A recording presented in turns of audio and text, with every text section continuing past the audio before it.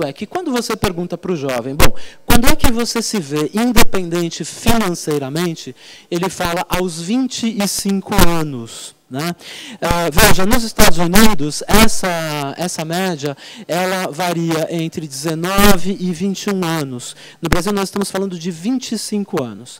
Novamente, aqui tem um desdobramento bastante importante para a gente. A gente está falando de um jovem que é bastante dependente da família, que não pretende sair de casa cedo, que se vê muito confortável e muito à vontade dentro do lar e, portanto, não tem vontade de sair e que também não se vê, na realidade, com o poder de ser independente cedo. 25 anos é uma coisa impressionante. Quando a gente olha dados de outros países, o Brasil é um dos que tem essa declaração no nível mais alto. Né? Isso é, evidentemente, um reflexo bastante claro da nossa sociedade matriarcal, patriarcal, onde a família é extremamente importante. A família é muito acolhedora, né, dos indivíduos. A família não expulsa o jovem de casa.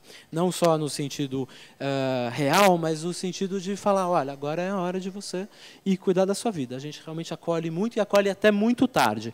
O que, evidentemente, para um Brasil mais desenvolvido, será uma situação com a qual a gente vai ter que lidar também. Okay? Bom, onde é que eles gastam esse dinheiro? Nós temos duas colunas aqui, no ano de 2010 e no ano de 2009, esses dados estão em reais, e o primeiro gasto, a coisa mais importante para esses jovens, é roupas e acessórios. Nós estamos falando aí de um gasto em torno de R$ 67,00 em média por mês com roupas e acessórios, e 60, estamos falando dos últimos 30 dias, né? R$ 69,00 no ano de 2009. Segunda coisa é higiene e beleza. Vejam como cresceu do ano de 2009 para 2010 o gasto com higiene e beleza. Cosmética jovem vem ganhando muita importância aí no mercado, muitas empresas investindo de uma maneira bastante dirigida a esse pessoal, de R$ 27,00 para R$ 34,00 em média. Depois vem sair para comer em restaurantes, diversão, e aí vem transporte. Se a gente parar por aqui, qual é o grande aprendizado, o grande takeaway? A vida de um adolescente no Brasil é muito boa. Né? O que eles fazem, basicamente? Eles cuidam de si, da beleza, e se divertem. Basicamente é isso. Né? Então, é bom ser jovem no Brasil. Eles têm poucas responsabilidades, e se a gente descer um pouquinho mais, a gente continua olhando coisas, passa o transporte, celular, sair para comer em lanchonete, lanches e salgados e refrigerantes. Então, é um jovem extremamente indulgente e vaidoso. Ele gosta de se cuidar e de se divertir. Basicamente, é isso que a gente tem aqui no Brasil. Qual é a consequência disso para a gente? A gente precisa ficar muito atento a essas situações em termos de negócios, quer dizer, ele tem uma questão, ele tem uma situação, isso é absolutamente natural da idade, né, da identificação, da criação da identidade. Então, tudo que se refere à estética, à roupa, a como ele parece ou aparenta para a sociedade, vai sempre aparecer muito lá em cima na prioridade de gastos deles. E a outra questão importante é que, assim, ele quer se divertir. Não adianta querer falar com um jovem de uma maneira sisuda, está na cara aqui. O que ele quer? Ele quer sair para comer no restaurante, ele quer se divertir, ele quer ir na lanchonete, ele quer tomar refrigerante. É basicamente isso que ocupa a cabeça desse jovem nesse momento. Né? Então, não adianta a gente ignorar esse fato. Bom, e quando o dinheiro está curto, o que eles fazem? O que eles param de consumir efetivamente? Quando a gente pergunta isso para eles, olha só, a primeira coisa é, eles cortam refrigerante. 42% declara que deixa de tomar refrigerante. Segundo, sair para comer. Só em terceiro vem a roupa e o acessório. E aí você tem uma queda significativa da declaração do primeiro lugar, da primeira coisa que eles cortam, para a questão da roupa e do acessório. Por que eu estou chamando a atenção disso? De novo, para lembrar para vocês dessa necessidade da afirmação estética, da inserção social desse jovem. Ele está numa fase, efetivamente, em que ele até para de comer, ele reduz os seus gastos com a saída e tal, mas ele quer ficar bacana. Só em terceiro lugar vem a roupa e o acessório entre os gastos. Né? Então, de novo, volta sempre essa questão da inserção social, da estética, do estar bem consigo mesmo. Okay? Bom, Como é que eles gerenciam esse dinheiro que eles têm? A enorme maioria dos teenagers no Brasil não possui conta bancária. Isso também vale a gente destacar, é uma realidade para outros países, mas numa proporção menor. Quando a gente olha países, por exemplo, como os Estados Unidos, a gente vê muito mais aí a conta bancária já mais presente, principalmente via o cartão de débito. Mas quando você pergunta para eles se eles querem ter uma conta corrente, 31% dizem que sim, 70%, portanto, não se interessam necessariamente por isso. O cartão de crédito já demonstra aí alguma coisa pela qual ele tem mais desejo. Então, 35% dos jovens dizem desejar ter o cartão de crédito. No entanto, apenas 7% deles conseguem realizar esse desejo. Aqui eu acho que a gente tem dois grandes takeaways importantes, duas grandes mensagens. Primeiro, para o setor financeiro, para o pessoal de serviço. Esse pessoal ainda não está educado para a questão da gestão financeira daquilo que eles têm. Então, assim, é uma coisa muito distante ter uma conta bancária, ter uma conta corrente, ou mesmo ter um cartão de crédito, um cartão de débito, são coisas bastante distantes na vida desses indivíduos. O que não significa que não haja a possibilidade de começar a se doutrinar, por exemplo, esse pessoal com, por exemplo, os pré-pagos que estão tão na moda hoje em dia no mercado. Então, aqui a gente observa duas coisas. Primeiro, existe um distanciamento muito forte da questão da gestão financeira, porém, por outro lado, talvez haja uma oportunidade bastante interessante para o setor de negócios, para o setor financeiro, tentar aproximar esse jovem, não esperar tanto tempo para envolvê-lo no mundo financeiro. Ok? Bom, o que eles têm em casa? Quando a gente pergunta quais são as suas posses, primeira coisa é a TV. A TV, gente, é rainha no Brasil. Né? E aí não importa a classe social que a gente está falando, se é alta, baixa, média, se é jovem, 97% dos nossos jovens declaram ter televisão em casa, e vocês vão ver na sequência que a televisão ainda reina absoluta na vida do adolescente enquanto fonte de informação. Aí, de novo, gente, olha como é curioso. De novo volta. Perfume, tênis, mochila, o telefone celular, calça de marca.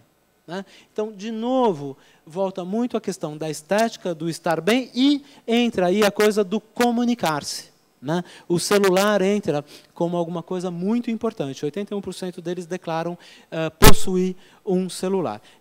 Só lembrando, a gente fez essa pesquisa aí, ela abrange todas as classes, exceto E, é classe A, B, C, D. Tá? Então, a gente está falando aí de um universo bastante amplo de indivíduos. Então, aqui entra mais um componente extremamente importante do mundo, da vida do teenager, que é parecer bem, divertir-se e falar.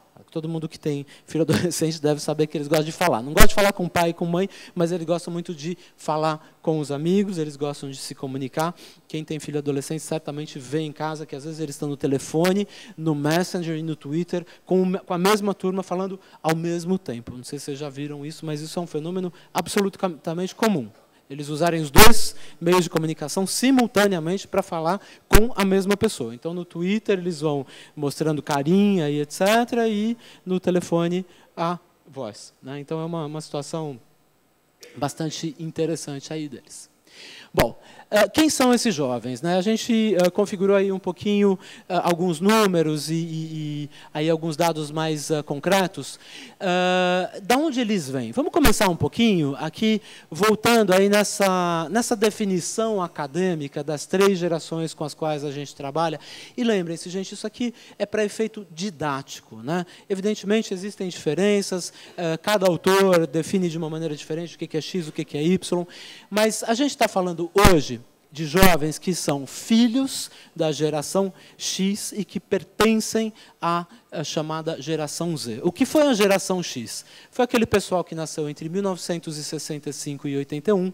Foi o pessoal que assistiu o início da decadência dos antigos padrões sociais, do comunismo. O movimento feminista começou ou entrou num momento muito forte no mundo todo. Né? Era o momento, por exemplo, na década de 80, das ombreiras, em que as mulheres estavam se posicionando no mercado de trabalho, até fisicamente, até esteticamente, praticamente de uma maneira forte e poderosa, né, a partir da própria moda mesmo, né, a queda do Muro de Berlim, a queda dos regimes comunistas, o movimento das diretas já, quem tem em torno aí de 40 anos sabe bem do que eu estou falando. São os primeiros filhos de pais separados, então também quem tem 40 anos mais ou menos lembra que não era nem separação, era desquite, né, que se falava, me lembro bem, a capa da manchete falando que o desquite tinha sido legalizado no Brasil.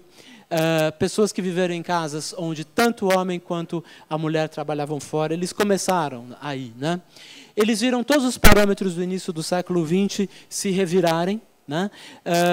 E não tiveram medo de jogá-los para o alto, até que surgiu uma coisa muito importante, que foi a AIDS, né? Lá por meados dos anos 80, que mudou bastante o comportamento social e principalmente as atitudes sexuais dos indivíduos. Isso tem um impacto bastante grande também.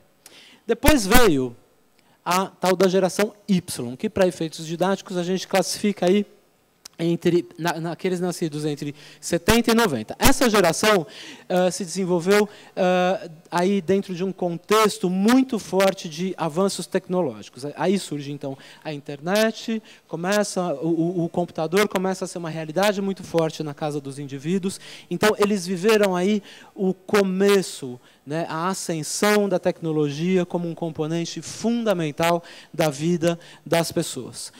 Os seus pais, e aqui um dado bastante importante, que não queriam repetir o abandono das gerações anteriores, mas que já estavam no trabalho, no mercado de trabalho, enchendo os filhos de presentes, ou melhor, eles receberam muitos presentes, atenção e muito fomento à autoestima. Isso aqui é uma coisa que a gente vê muito claramente quando a gente vai falar com o pessoal dessa geração e com os pais, a culpa constante que a gente observa dos pais pelo fato deles terem ido trabalhar, deixado os filhos em casa e, portanto, isso gerou uma dificuldade muito grande de contrariar essa geração Y, né?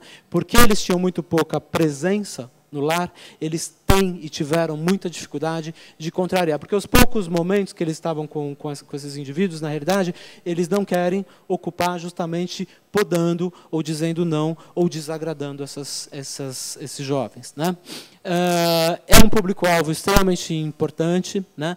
E é um público que é bastante cômodo com questões de liberdade de expressão. Eles conseguiram se preocupar com valores esquecidos, como vida pessoal, bem-estar e enriquecimento pessoal, porque já vieram de uma geração muito mais aberta, que passou por tudo aquilo que a gente viu anteriormente, por grandes rupturas. E aí vem a nossa geração Z, que são os jovens de hoje, efetivamente, aqueles que nasceram entre 1990 a 2000. Da onde vem o Z? O Z vem de zapear, né?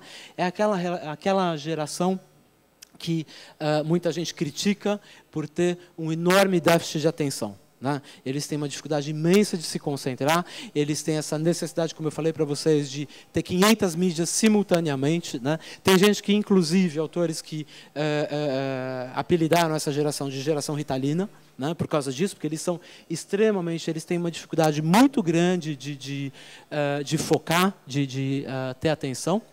A sua maneira de influenciar, de pensar, foi bastante influenciada por esse mundo complexo, ou seja, não é uma geração que está se acostumando mais tanto com tecnologia. Eles já nasceram com o dedinho no mouse, né? Então, não é uma situação mais de ruptura, de quebra. Ele já vem ao mundo com uma enorme empatia e uma enorme proximidade com as mídias digitais, né? Se sentem muito à vontade com tudo isso, e a globalização não é um valor adquirido, na realidade, já é alguma coisa que veio no pacote. Eles não sabem o que foi um mundo sem toda essa aldeia global aí integrada.